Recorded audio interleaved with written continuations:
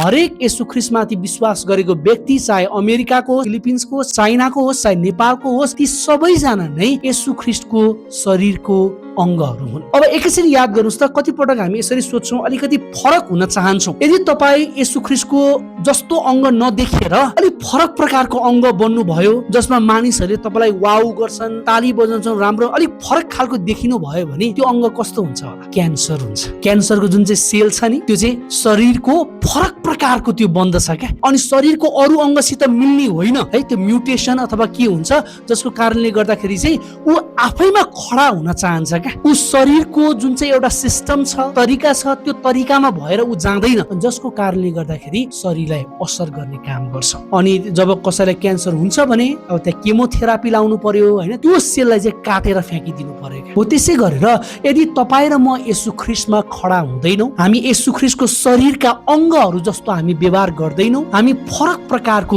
मेरो महिमा हुनुपर्छ, मेरो ताली बज्नुपर्छ, मलाई सबैले राम्रो भन्नुपर्छ, अनि मेरो चाहिँ राम्रो हुनुपर्छ भनेर हामी अलग्गै खालको बनिरहेका छौँ भने हामी येशू ख्रीष्टको अङ्ग भएका छैनौँ। यदि हामी साँच्चै येशू ख्रीष्टका अङ्ग हौँ भने अब हामी अरू व्यक्तिहरूको सेवा गर्नलाई अगाडि सर्दछौँ। आफ्नो भन्दा अरूको फाइदा हामी हेर्दछौँ, किन त हाम्रो शरीरमा भएको हरेक अङ्गले त्यस्तै गर्दछ। मेरो खुट्टामा काट्यो भने अथवा क्या ढुङ्गा त्यहाँ पर्यो भने यो हात प्रयोग गरेर के गरिन्छ त, त्यो ढुङ्गा टिपिन्छ। त यो हात दिएको चाहिँ किन त, यसले आफूले आफूलाई राम्रो गर्न होइन, तर शरीरलाई आवश्यकता परे अनुसारको सेवा पुर्याउनको निम्ति हो।